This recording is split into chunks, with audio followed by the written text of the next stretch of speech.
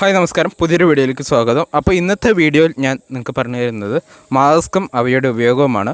ഇതിനെക്കുറിച്ച് കൂടുതൽ ഡീറ്റെയിൽസ് ആയി അറിയാൻ എൻ്റെ സുഹൃത്തും മെഡിക്കൽ റെപ്രസെൻറ്റേറ്റീവുമായ കണ്ണൻ രവി നായരനെ സ്വാഗതം ചെയ്യുന്നു. നമസ്കാരം. അപ്പോൾ ഞാൻ കണ്ണേട്ടനെ മൈക്ക് കൈമാറുകയാണ്.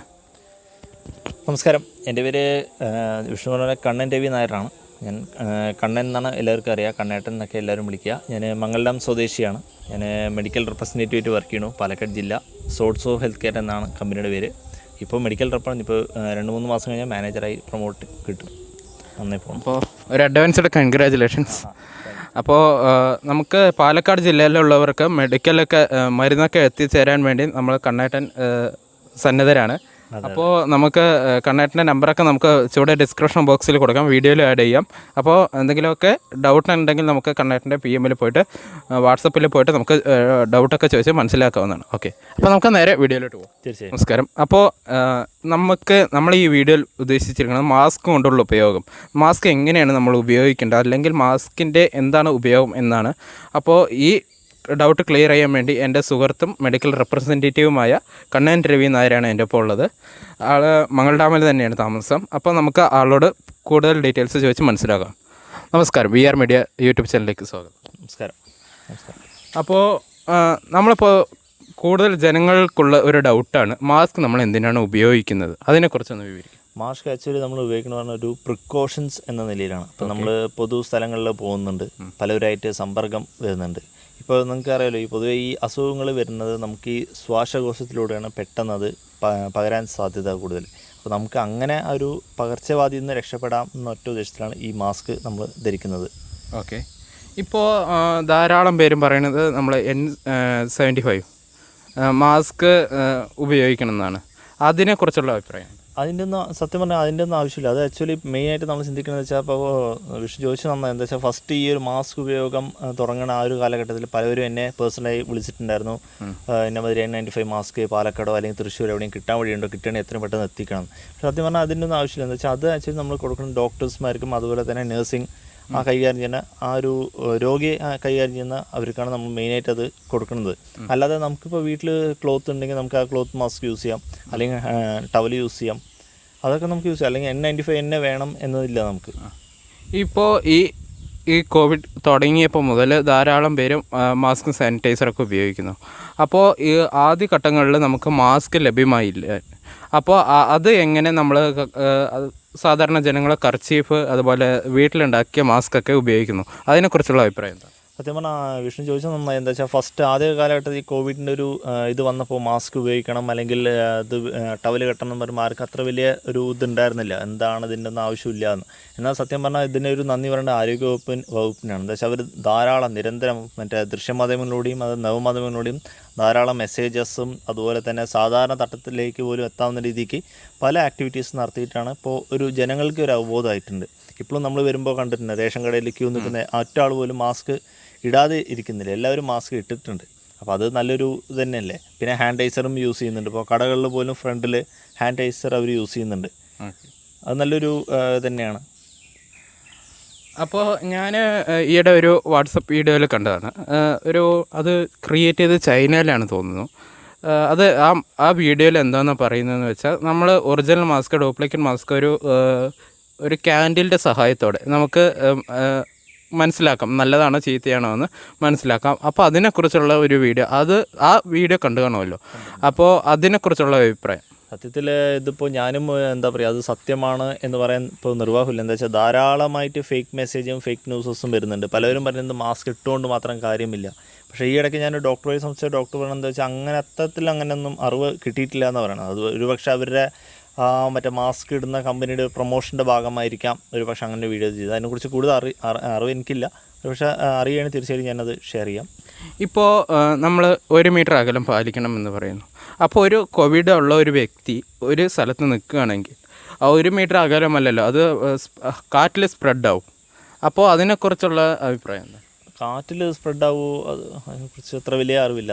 ഓക്കെ, അതിനെക്കുറിച്ചൊന്നും അറിയില്ല. അതൊക്കെ ആരോഗ്യവകുപ്പിൻ്റെ നിർദ്ദേശങ്ങളൊക്കെയാണ്. അപ്പോൾ എന്ത് തന്നെ വന്നാലും നമ്മൾ ആരോഗ്യവകുപ്പിൻ്റെ പോലീസുകാരൊക്കെ പറയുന്നത് അക്ഷരം പടി അനുസരിക്കുക.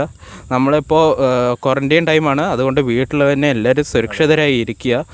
അപ്പോൾ ഇതിനെക്കുറിച്ച് കണ്ണേട്ടന് എന്താണ് പറയാനുള്ളത്? പൊതുവേ ഇപ്പോൾ വിഷ്ണു പറഞ്ഞത് തന്നെയാണ്, ആരോഗ്യവകുപ്പിൻ്റെ നിർദ്ദേശങ്ങൾ പാലിക്കുക. അപ്പോൾ പല ഗ്രൂപ്പുകളിലും പല ഫേസ്ബുക്ക് പേജുകളിലും ഇതിലൊക്കെ പല മെസ്സേജുകൾസ് വരുന്നുണ്ട്. ഇപ്പോൾ വിദേശത്ത് നിന്ന് വന്നവർക്ക് കോവിഡ് സ്ഥിരീകരിച്ച പശ്ചാത്തലത്തിൽ പല മെസ്സേജുകൾ വരുന്നുണ്ട്, അവിടുന്ന് കോവിഡ് വരുന്നുണ്ട്.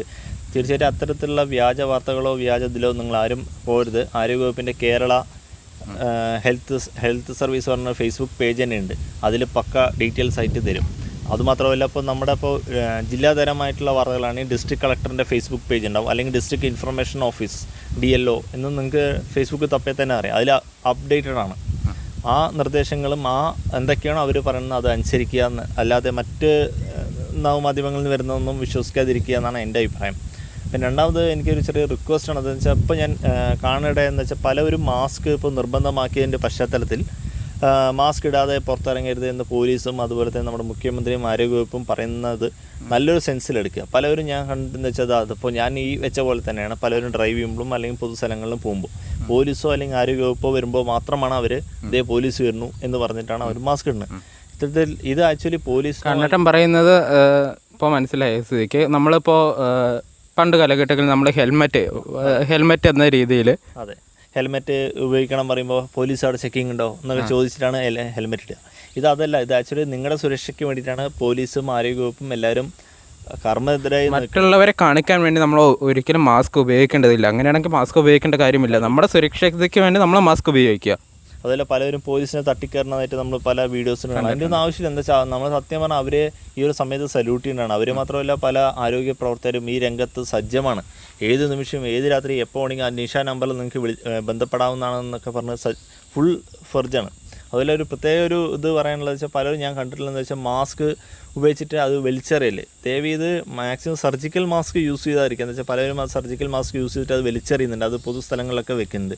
മാക്സിമം ഇപ്പോൾ ഇന്നലെ തന്നെ മുഖ്യമന്ത്രി ഒരു വാർത്താ സമ്മേളനത്തിൽ നടത്തിയിട്ട് പറഞ്ഞിട്ടുണ്ടായിരുന്നു, നമുക്ക് തുണി മാസ്ക് തന്നെ മതി, അല്ലെങ്കിൽ ടവല്.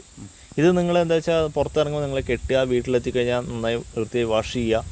പിന്നും റീസൈക്കിൾ എന്തായാലും പറയാം അല്ലേ, നമുക്കത് റീയൂസ് ചെയ്യാവുന്നതുണ്ട്. അല്ലാതെ സർജിക്കൽ മാസ്ക് തന്നെ കെട്ടി അത് പുറത്ത് കളഞ്ഞ് എന്തിനാണ്? അത് രോഗവ്യാപനം കൂടുകയുള്ളൂ. അത് ഓക്കെ. ഇപ്പോൾ നമ്മളിപ്പോൾ ധാരാളം ഇപ്പോൾ സമ്പന്നരായിട്ടുള്ളവർ ആഡംബര മാസ്ക്, അതായത് വില കൂടി മാസ്കൊക്കെ ഉപയോഗിക്കുന്നുണ്ട്. അതിനെക്കുറിച്ചുള്ള അഭിപ്രായം? അതൊക്കെ ഇപ്പോൾ നേരത്തെ വിഷ്ണു പറഞ്ഞ പോലീസ് ഹെൽമെറ്റ് വെക്കണം പറഞ്ഞാൽ വലിയ ബ്രാൻഡഡ് ഹെൽമെറ്റൊക്കെ, അതിനൊന്നും ആവശ്യമില്ല. നമുക്ക് സാധാരണ നമ്മുടെ വീട്ടിൽ കിട്ടുന്ന ടവലോ അല്ലെങ്കിൽ പഴയ വില തുണിയോ ഒക്കെ വെച്ച് നമ്മൾ നല്ലൊരു എന്താ പറയുക തുന്നി നമുക്ക് വെക്കാവുന്ന മാസ്കേ ഉള്ളൂ. അല്ലാതെ ആഡംബരം തന്നെ വേണമെന്നുണ്ടെങ്കിൽ അത് ഓക്കെ, അത് ഓരോരുത്തർ വ്യക്തിപരമായ തീരുമാനങ്ങളാണ്. അതിലിപ്പോൾ നമ്മൾ അങ്ങനെ വെക്കാൻ പാടില്ലാത്ത അത് നമ്മൾ പറയാൻ നമ്മളാണല്ലോ, അത് ഓരോരുത്തരുടെ ഇതാണല്ലോ, ഇഷ്ടങ്ങളാണല്ലോ. ഓക്കെ. ഒരു മെഡിക്കൽ റെപ്രസെൻറ്റേറ്റീവ് എന്ന നിലയിൽ നമ്മുടെ ജനങ്ങൾക്ക് കൊടുക്കാനുള്ള ഏറ്റവും നല്ലൊരു ഉപദേശം അല്ലെങ്കിൽ എന്താണ്? ഉപദേശം എന്നല്ല, ഒരു ചെറിയ ഒരു ഇതെന്താ വെച്ചാൽ മെയിനായിട്ട് ആരോഗ്യവകുപ്പിൻ്റെ നിർദ്ദേശങ്ങൾ പാലിക്കുക. മെയിൻ എന്താണോ അവർ പറയുന്നത് അത് പഠിക്കുക, മീൻസ് അതനുസരിക്കാൻ ശ്രമിക്കുക. അവർ എന്താ പറയുക, നമുക്ക് വേണ്ടിയിട്ടാണ് അവർ എപ്പോഴും കർമ്മധരായിട്ട് നമ്മുടെ സൊസൈറ്റിയിൽ ഇരിക്കണത്. അതുപോലെ തന്നെ ഈ ഒരു സമയത്ത് പലരും രാഷ്ട്രീയമായിട്ട് കാണാതിരിക്കുക, ഇന്ന മന്ത്രിയോ അല്ലെങ്കിൽ ഇന്ന പാർട്ടി, അതൊന്നും ഇപ്പോൾ നമ്മൾ അതിനുള്ള സമയമില്ല. അപ്പോൾ നമ്മുടെ ഇതെന്താ വെച്ചാൽ ആരോഗ്യത്തോടെ ഇരിക്കുക, കേരളം എങ്ങനെയെങ്കിലും കോവിഡ് മുക്തമാവുക, ഇന്ത്യ കോവിഡ് മുക്താവുക. അതാണ് ഇപ്പോൾ നമ്മുടെ ഇന്ത്യ മാത്രമല്ല ലോകമൊത്തം. അതെ, അതന്നെയാണ്. ഇപ്പോൾ നമ്മുടെ ഗവൺമെൻറ് സന്നദ്ധ പ്രവർത്തനം എന്ന് പറഞ്ഞുള്ളൊരു സിസ്റ്റം കൊണ്ടുവന്നുണ്ട്.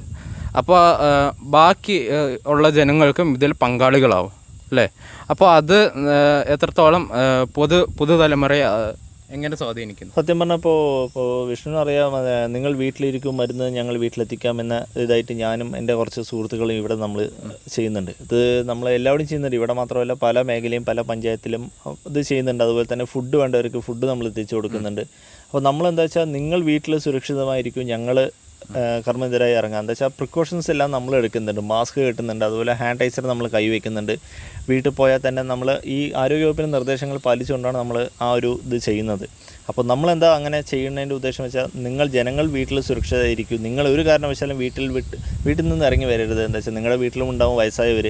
പിന്നെ വയസ്സായവരെ കൊണ്ട് നമ്മൾ ഈ ഒരു ഇതിൽ വലിച്ചഴക്കേണ്ട എന്നുള്ളൊരു ഇതിലാണ്. ഓക്കെ, ഇപ്പോൾ നമ്മൾ ഒരു പ്രളയം നേരിട്ടവരാണ്. അതുപോലെ തന്നെ ആ പ്രളയം നേരിട്ടപ്പോൾ തന്നെ നമ്മൾക്ക് ഒരുപാട് ജനങ്ങൾക്കുള്ള പരാതിയാണ്. ചിലവർ മൊബൈലിൽ തന്നെ കുത്തിക്കൊണ്ടിരിക്കുന്നു. അവർ നമ്മൾ സമൂഹത്തിലേക്ക് ഇറങ്ങി പ്രവർത്തിക്കുന്നുണ്ടെന്നത്. പക്ഷേ ഒരു പ്രളയം വന്നപ്പോൾ നമ്മൾ അത് വന്നതുകൊണ്ടല്ല, അത് ഒരു സംഭവം ഉണ്ടായപ്പോൾ നമ്മളെല്ലാവരും ഒറ്റക്കെട്ടായി പ്രവർത്തിച്ചു. അതുപോലെ തന്നെ ഈ ഒരു മഹാമാരിയെ നമ്മൾ ഒറ്റക്കെട്ടായി നിന്ന് പ്രതിരോധിക്കണം. അതിനുവേണ്ടി എല്ലാവരും ആരോഗ്യവകുപ്പും പോലീസൊക്കെ പറയുന്നത് അക്ഷരം പടി അനുസരിച്ച് നമ്മൾ ഇതിനെ പ്രതിരോധിക്കുക. ഓക്കെ, കൂടുതലായിട്ട് എന്തെങ്കിലും പറയാനുണ്ടോ? കൂടുതൽ ഇപ്പോൾ വിഷ്ണു പറഞ്ഞ പോലെ തന്നെ പ്രളയം ആ സമയത്ത് നമ്മളെന്താ വെച്ചാൽ സോഷ്യൽ മീഡിയയിലും അത് നമ്മൾ സജ്ജമായിരുന്നു. ഇപ്പോൾ നമുക്ക് വേണ്ട എക്വിപ്മെൻറ്റ് അല്ലെങ്കിൽ ബാറ്ററി ചാർജ് ചെയ്യേണ്ടത് ഇങ്ങനെയാണ് എന്നൊക്കെ നമ്മൾ കുറേ മെസ്സേജ് അതെല്ലാം ഫോർവേഡ് ചെയ്തു മറ്റ് ഗ്രൂപ്പുകളിലേക്ക്. പക്ഷേ ഇതിൽ കോവിഡ് കാലഘട്ടത്തിൽ അത് നേരെ തിരിച്ചാണ്. എന്താ വെച്ചാൽ പലവരും വേറൊരു വീഡിയോ ക്രിയേറ്റ് ചെയ്യും.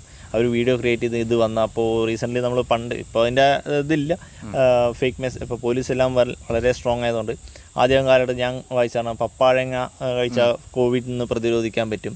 അങ്ങനെയൊന്നുമില്ല. നിങ്ങൾ അങ്ങനെ അത്തരം ഇതൊന്നും ചിന്തിക്കാതെ ഇതായിരിക്കൂ, നന്നായി ഫുഡ് കഴിക്കും, നല്ലോണം വെള്ളം കുടിക്കും. അതുപോലെ ആരോഗ്യവകുപ്പിൻ്റെയും പോലീസിൻ്റെയും നിർദ്ദേശങ്ങൾ പാലിക്കുക. എന്ത് സംശയം ഉണ്ടെങ്കിൽ നിങ്ങൾക്ക് എപ്പോൾ വേണമെങ്കിൽ ദിശ ഹെൽപ്പ് ലൈൻ നമ്പർ സർക്കാർ കൊടുത്തിട്ടുണ്ട്. നിങ്ങൾക്ക് എന്ത് വേണമെങ്കിൽ വിളിക്കാം. അല്ലാന്നുണ്ടെങ്കിൽ ഇപ്പോൾ എൻ്റെ നമ്പർ നിങ്ങൾക്ക് വേണമെന്നുണ്ടെങ്കിൽ എൻ്റെ നമ്പർ വേണമെങ്കിൽ തരാം. കണ്ണാറ്റിൻ്റെ നമ്പർ ചൂടെ ഡിസ്ക്രിപ്ഷനിൽ കൊടുക്കാം, അതുപോലെ തന്നെ വീഡിയോയിലും കൊടുക്കാം. അപ്പോൾ നിങ്ങൾക്ക് എന്തൊരു ഡൗട്ട് ഉണ്ടെങ്കിൽ, അതുപോലെ തന്നെ പാലക്കാട് ജില്ലയിൽ നിങ്ങൾക്ക് മെഡിസിൻസ് എന്തെങ്കിലും ആവശ്യമുണ്ടെങ്കിൽ നമ്മുടെ കണ്ണാറ്റിനെ കോൺടാക്ട് ചെയ്യുന്നതാണ്. ഞാൻ ചൂടൻ ഡിസ്ക്രിപ്ഷനിൽ നമ്പർ കൊടുക്കാവുന്നതാണ്. അപ്പോൾ അതന്നെ, നിങ്ങൾ വീട്ടിലിരിക്കൂ, മരുന്ന് ഞാൻ വീട്ടിലെത്തിക്കാം. നിങ്ങൾക്ക് ആവശ്യമായ മരുന്ന് എന്താ വെച്ചാൽ ജസ്റ്റ് എൻ്റെ വാട്സപ്പ് നമ്പർ ഉണ്ട്, അതിൽ നിങ്ങൾ അയച്ചു തരണമെങ്കിൽ ഞാൻ വീട്ടിൽ വന്നിട്ട് എത്തിച്ചേരാം. അതൊന്നും വിഷയമില്ല. നമ്മളിപ്പോൾ ചെയ്തുകൊണ്ട് 37-50 വീഡിയോകൾ ഞാൻ ചെയ്തിട്ടുണ്ട്. ഇതല്ലാണ്ട് നമുക്ക് നമ്മുടെ ഈ പരിസരത്ത് ദിശ പ്രവർത്തകർ അവർ ഏകദേശം 150 വീഡിയോ അവർ കവർ ചെയ്യുന്നുണ്ട്. അവരുടെ സഹായത്തോടു കൂടി തന്നെ ഞാനും ചെയ്യുന്നത്. ഓക്കെ, ഇപ്പോൾ ഈ ലോക്ക്ഡൗൺ മെയ് 17 അവസാനിക്കും. അപ്പോൾ ഈ മെയ് 17 ലോക്ക്ഡൗൺ അവസാനിച്ചാലും ജനങ്ങൾ പുറത്തിറങ്ങും. അപ്പോൾ അവർക്ക് കൊടുക്കാനുള്ള ഒരു ഇമ്പോർട്ടൻ്റ് ആയിട്ടുള്ളൊരു മെസ്സേജ് എന്താണ്? ഇപ്പോൾ ലോക്ക്ഡൗൺ അവസാനിപ്പിച്ചാലും നിങ്ങളെല്ലാവരും ഇങ്ങനെ, എനിക്ക് അറിയാം എന്താ ലോക്ക്ഡൗൺ അവിടെ പോകണം ഇവിടെ പോകണം ബന്ധു വീട്ടിൽ പോകണം ഒക്കെ ശരിയാണ്. പക്ഷേ നമ്മളെപ്പോഴും ആരോഗ്യവകുപ്പിൻ്റെ നിർദ്ദേശങ്ങൾ പാലിക്കുക. എന്തായാലും ലോക്ക്ഡൗൺ പിൻവലിക്കുന്നതിന് മുമ്പ് ആരോഗ്യവകുപ്പ് ഒരു സർക്കുലർ ഇറക്കും എന്ത് ചെയ്യണം എന്ത് ചെയ്യേണ്ടതെന്ന്. അത് ഫോളോ അപ്പ് ചെയ്യുക. പിന്നെ അതുപോലെ സാനിറ്റൈസർ എന്നീ ശീലമാക്കുക. പുറത്ത് എവിടെ പോകുമ്പോഴും മാസ്ക് കെട്ടിയിട്ട് പോകാൻ ശ്രമിക്കുക. പിന്നെ അകലം പാലിക്കുക. പിന്നെ അതുപോലെ ഇപ്പോൾ തൽക്കാലത്തേക്ക് ഇപ്പോൾ എത്രത്തോളം ഇത് രോഗവ്യാപനം ഇതിനെക്കുറിച്ച് എനിക്കത്ര അറിയില്ല. അപ്പോൾ എന്തായാലും ആരോഗ്യവകുപ്പിൻ്റെ നിർദ്ദേശങ്ങൾ അനുസരിച്ച് ചെയ്യുക എന്നാണ് എൻ്റെ അഭിപ്രായം. ഓക്കെ, അപ്പോൾ ഈ നിമിഷത്തിൽ നമുക്ക് ആരോഗ്യ പ്രവർത്തകർക്കും പോലീസുകാർക്കും എല്ലാവർക്കും വേണ്ടി ഒരു നിമിഷം പ്രാർത്ഥിക്കാം. അപ്പോൾ നമ്മളെല്ലാവരും വീട്ടിൽ തന്നെ സേഫായി ഇരിക്കുക. Stay safe, stay home. അപ്പോൾ ഓക്കെ ഫ്രണ്ട്സ്, അപ്പോൾ ഇതുപോലെ ഇൻഫർമേറ്റീവ് ആയിട്ടുള്ള വീഡിയോസ് ലഭിക്കാൻ എൻ്റെ യൂട്യൂബ് ചാനൽ സബ്സ്ക്രൈബ് ചെയ്യുക. ഈ വീഡിയോ മെയിനായിട്ട് എല്ലാവർക്കും ഷെയർ ചെയ്ത് കൊടുക്കുക. നമുക്ക് പലർക്കും അറിയില്ല എന്താണ് എങ്ങനെയാണ് ചെയ്യേണ്ടത്. അപ്പോൾ ഈ വീഡിയോ പരമാവധി ആളുകളിലേക്ക് ഷെയർ ചെയ്ത് കൊടുക്കുക. വീഡിയോ ഇഷ്ടപ്പെട്ടാൽ ചാനലൊന്ന് സബ്സ്ക്രൈബ് ചെയ്ത് വയ്ക്കുക കേട്ടോ. അപ്പോൾ കൂടുതൽ വീഡിയോസുമായി പിന്നീട് വരുന്നതാണ്. Till then, see U.